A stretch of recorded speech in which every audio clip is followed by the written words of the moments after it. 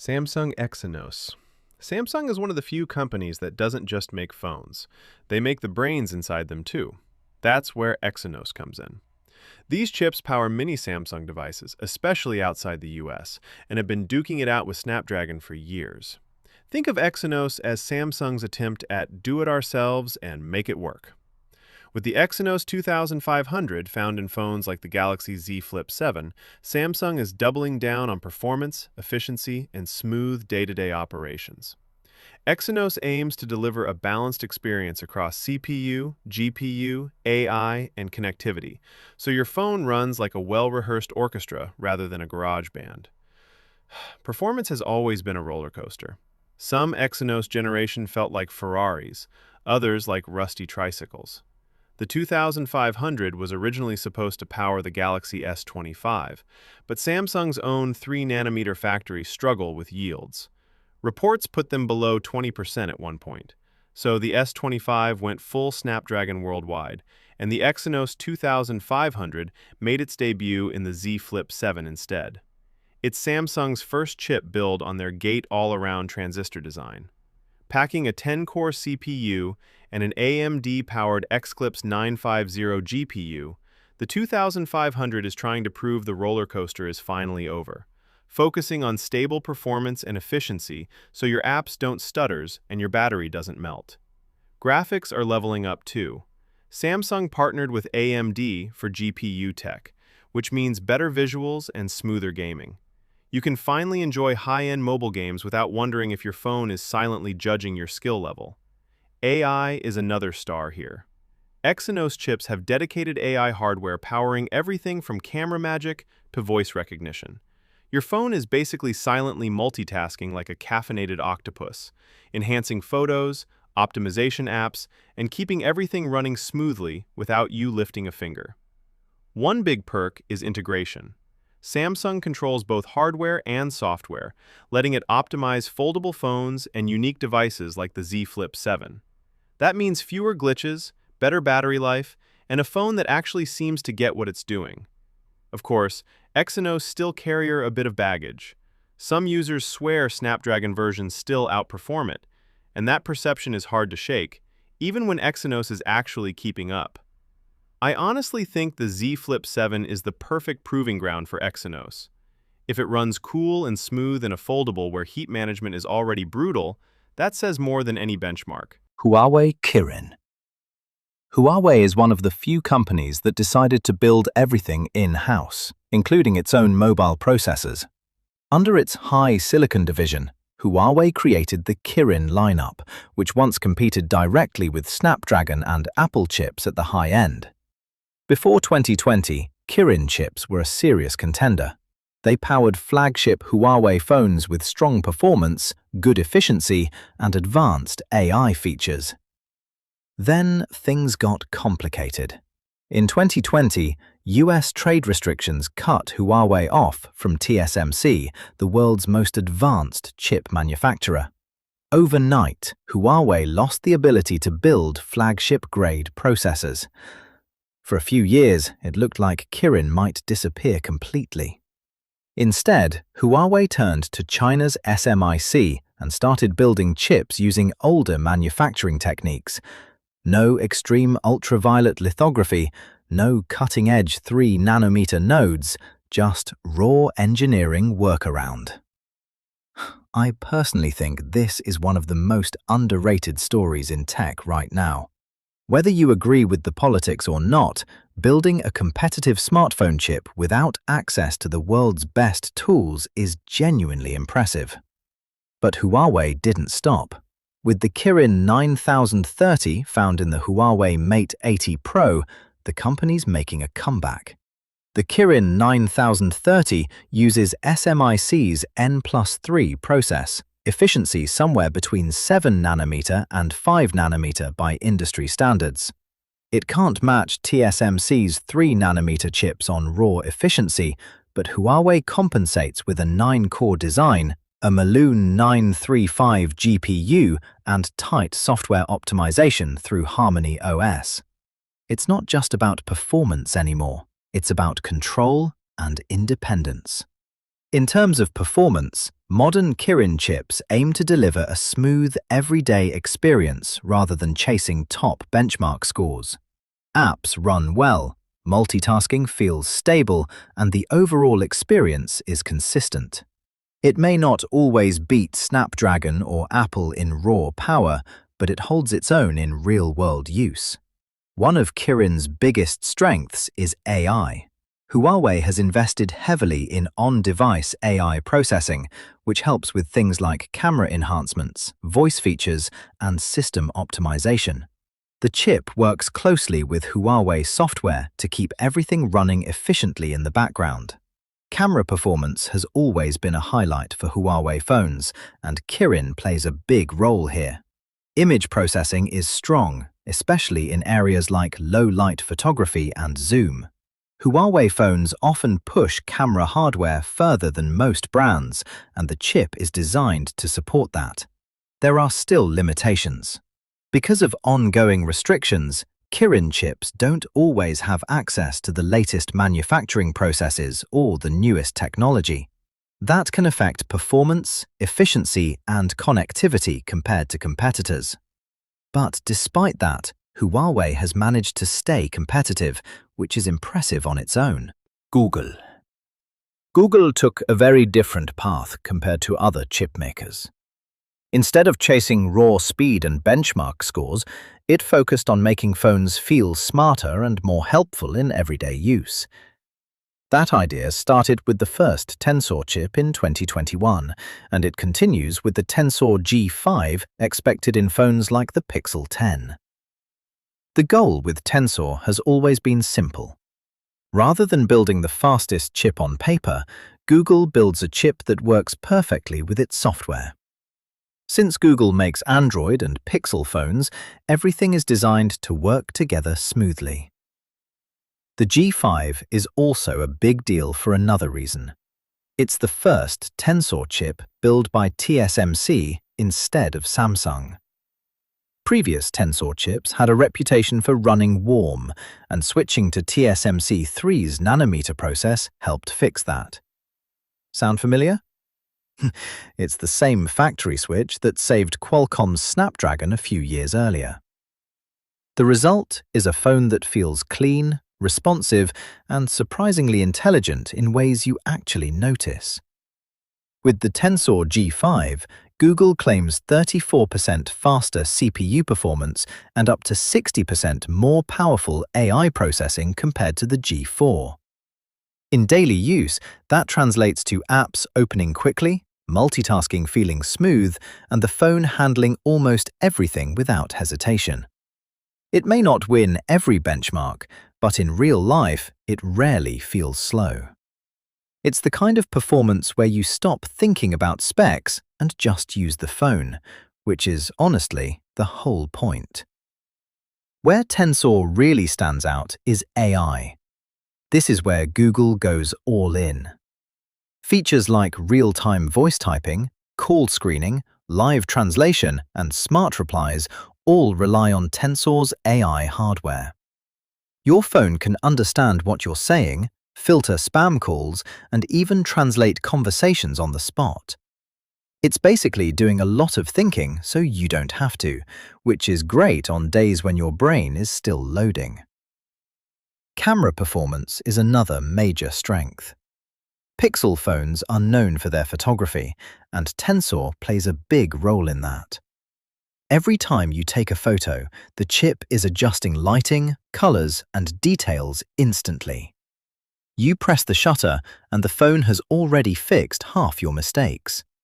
It's like having a tiny photo editor inside your phone that quietly saves your bad photography decisions.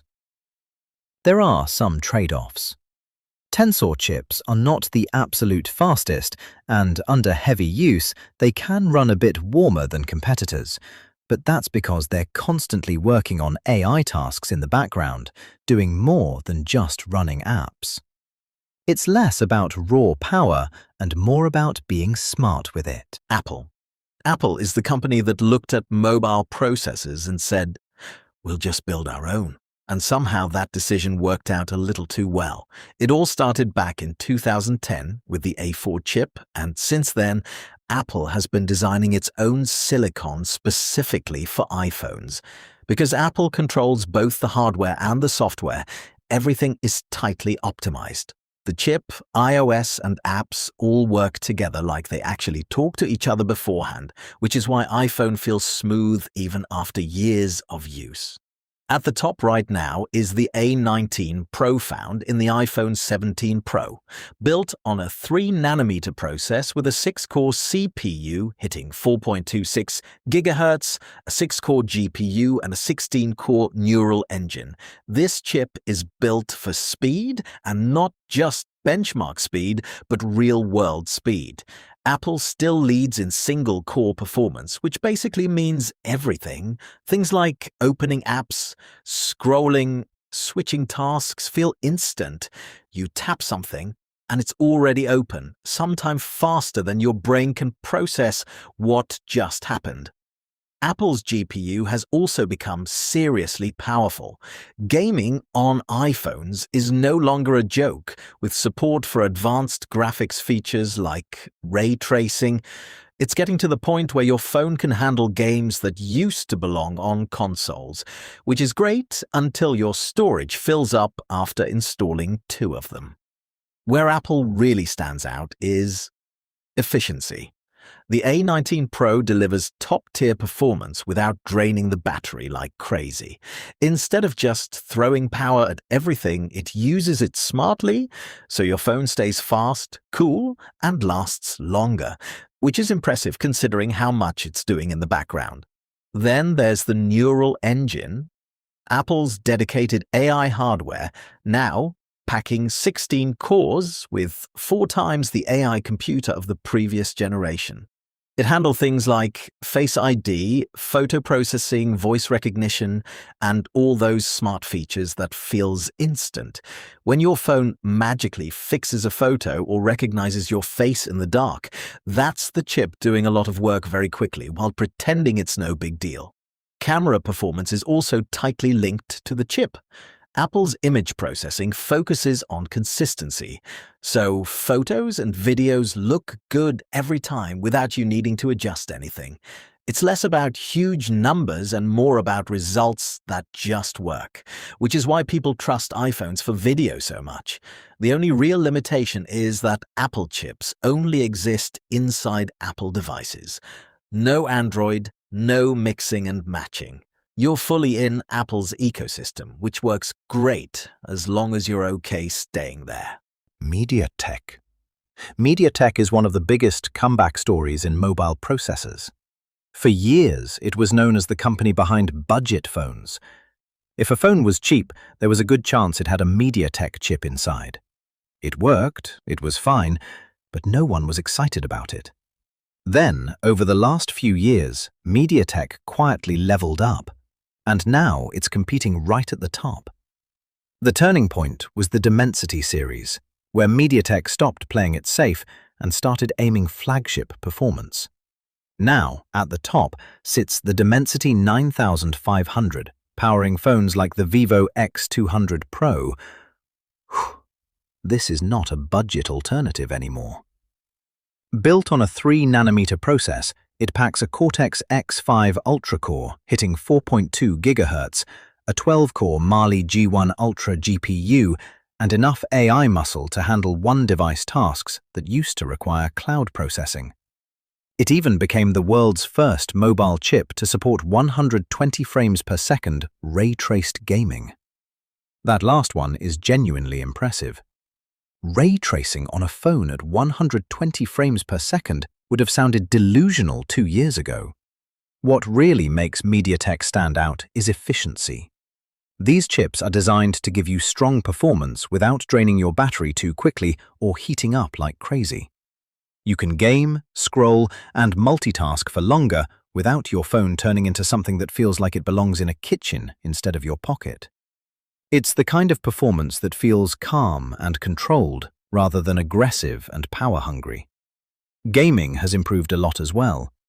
MediaTek's GPUs are now strong enough to handle demanding games smoothly, often getting very close to Snapdragon. In real-world use, most people wouldn't be able to tell the difference unless they're staring at benchmarks all day. And even then, your battery might quietly outlast your friend's phone, which is a nice bonus. Camera and AI performance are also a big focus. The Dimensity 9500 handles high-resolution sensors, image processing, and real-time enhancements very well. That's why phones like the Vivo X200 Pro can deliver excellent photos and videos. A lot of the smart features you see, like scene selection or instant photo improvements, are happening directly on the chip while you just tap the shutter button. Another big advantage is value. MediaTek often delivers performance that's very close to top Snapdragon chips, but at a lower cost. That allows brands to build powerful phones without pushing prices too high. You end up getting flagship-level performance without feeling like you paid flagship-level money, which is always a win. There are still a few trade-offs. MediaTek doesn't always have the same long-term reputation or optimization in every app compared to Snapdragon. And in some regions, people still see it as the second option. But that perception is slowly changing, especially as the performance gap keeps shrinking. Qualcomm.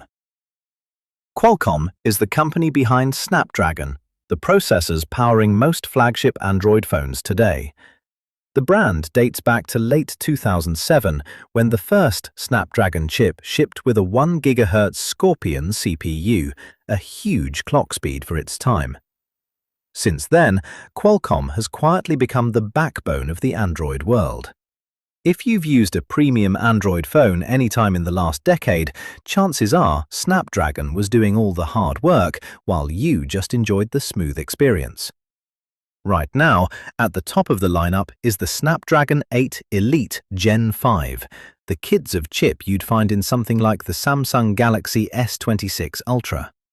This is Qualcomm going all out. Built on TSMC's 3nm process, it packs Orion Gen 3 CPU cores hitting up to 4.7 GHz, an Adreno 840 GPU, and a Hexagon NPU capable of up to 100 trillion operations per second for AI tasks. All of that sits inside one tiny chip smaller than your thumbnail. It's basically a mini computer living inside your phone, somehow handling everything without asking for a break. What makes Snapdragon stand out is how balanced it feels. It's fast, yes, but it's also efficient. You can jump between apps, play heavy games, record high-resolution video, and your phone still manages to last through the day. It's not trying to win single benchmark, it's trying to make sure your phone doesn't feel slow at any point, and most of the time, it succeeds. Gaming is where it really flexes. Snapdragon GPUs are among the best on Android, which is why gaming phones almost always use them. High frame rates, smooth performance, fewer stutters. If your game is running perfectly and you're blaming your teammates instead of your phone, Snapdragon probably did its job. Connectivity is another big win. Qualcomm builds some of the best modems out there, so you get faster 5G, stronger signals, and fewer moments where your phone randomly decides the internet no longer exists. It's one of those things you only notice when it goes wrong, which is exactly why it matters so much. Samsung's relationship with Snapdragon is also worth mentioning. In places like the US, flagship phones like the Galaxy S26 Ultra use Snapdragon chips. In other regions, Samsung sometimes uses its own Exynos processors.